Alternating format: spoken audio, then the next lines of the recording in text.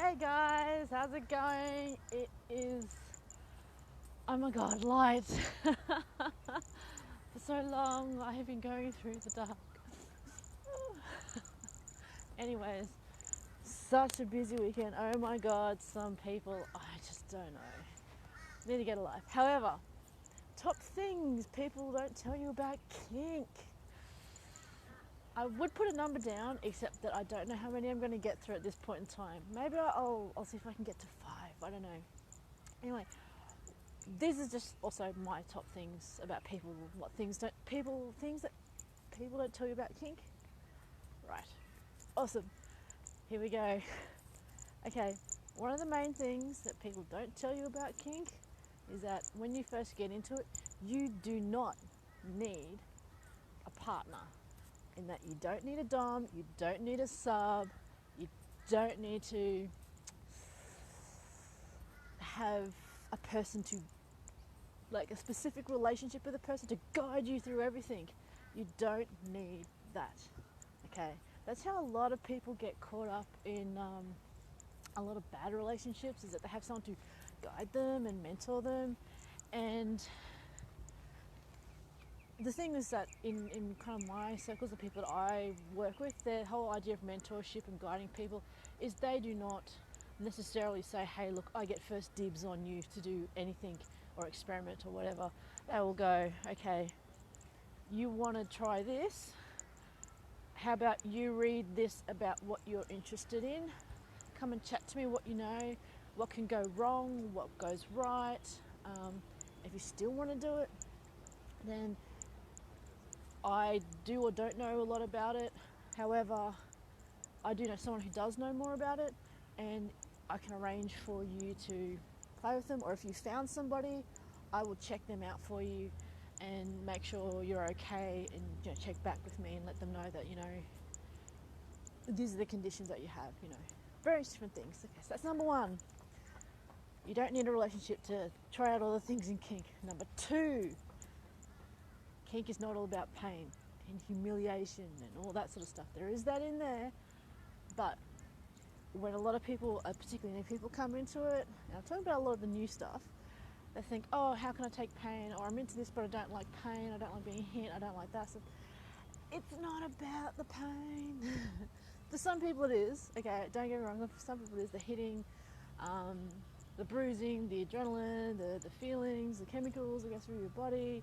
But a lot of people can get those from a lot of different things. One particular is service. Now, I'm not talking service as most people do, or what I see on websites is that they think sexual service.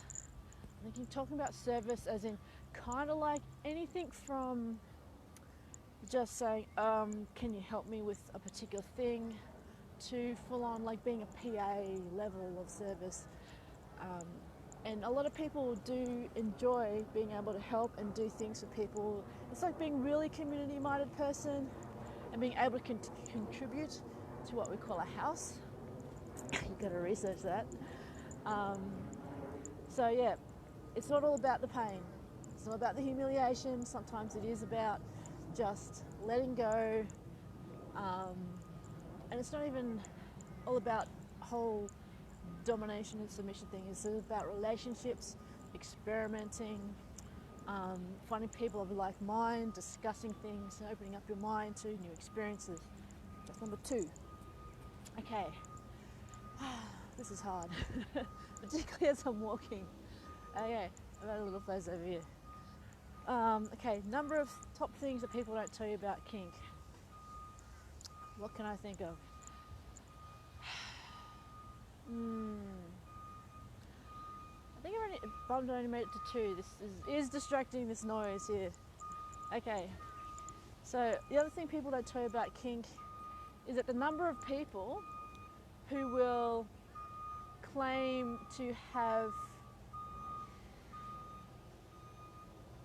claim to be dominants and subs and claim to be experienced. Now, there's a lot of people, and I'm sure if you've been on dating sites, you go, okay, this is what this guy said, this is what they seemed like, and when I met them, it wasn't so quite what I thought it was.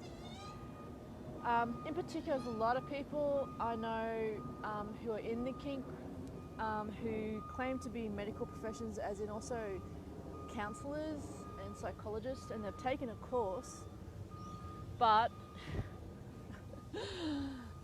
they are not actual practicing professionals, and even so, they would not ever, according to their professionalism and their license of practicing, diagnose, interpret or reveal anything about their subjects or anyone that they do not or have not taken on as a client for the long term. So if people start diagnosing other people, or if they self-diagnose, I would be a little bit doubtful as to why they're doing that. Some people do use various conditions and whatnot as an excuse for their behaviour. And that's another thing leading on to number 4 in kink, is that there are quite a few people, and what people won't tell you is that there's a few people there who will use the fact that they're into kink as an excuse to be a dick, an asshole, just a pain in the butt, just to get away with doing whatever they want to do and not accept responsibility for it and try and put it onto you. And that's not your fault, that you're new. It could be, yeah, they'll try and put it onto you that it's all your fault, and they'll try and manipulate you. And that's number 4. They won't tell you that there's a lot of people that will try and manipulate you in kink. Oh, okay, can I make it to number 5? What do you guys reckon? Give it a go. What am I thinking of now? Number 5. So, what they don't tell you about kink. I got one for you. How to write a profile. They do not tell you how to write a profile. Why is that an important thing? Profiles, well, you can write anything you want in there, and it might not necessarily be true. How you write it, what you write, how you represent there, and what you do, there are plenty of people who have a lot of time to go over those profiles and chicken hawk you, and try and figure out or use that to an advantage. They can tell that you're new by what you write. They can tell how easy you are by what you write, the groups you join, your interactions, the things that you post, what you say, and the whole thing. Once it's out there, it's out there. It is out there, guys. So be careful. One of the tips that I can give you, particularly to the S-types, if you are not looking to have a relationship as just as a like a sex doll or something like that, you actually want a long-term relationship, do not put sexual submissive down, or that you've been submissive your whole life. Okay, that is a massive signal to some people to say, hey, look, they are easy to manipulate. Okay, also, if you put that you've been dominant all your life, that is highly doubtful. You don't know that you're dominant when you're 1 year old. Okay, I've come across profiles where someone who's 18 and said they've been into kink for 6 years with their boyfriend. I'm like, that's below the age of consent, guys. 12 years old? I don't think so. I would not be approaching doing anything with that person at all, ever. So, one, they don't teach you how, well, that's one of the top 5, is that they don't teach you how to make profiles, but I guess they also don't teach you how to read profiles as well. That's number 6. Oh my God. Anyway, I think I'll leave it at that because I'm struggling a bit here. It's Monday. It's been a pretty intense weekend. A lot of things done. A lot of good things happened. A lot of people I caught up with. And my God, my quads are sore. Anyway, I'll catch you guys later. Have a happy Monday. Have a good week. I'll be on holiday soon. I'll be having some time off. So in about a week or so, my go lives will probably be a bit more sporadic. I'll have a different location. I'll probably doing different things.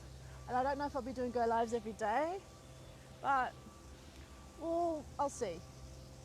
Hopefully I can think of some things while I'm not walking in this beautiful South Bank here, and just checking out what the lovely guys, the maintenance guys here are doing. They do an awesome job. It's unbelievable. They get up so early in the morning to make the place so beautiful for everybody. Anyways, I'll catch you guys later. Love you. Bye.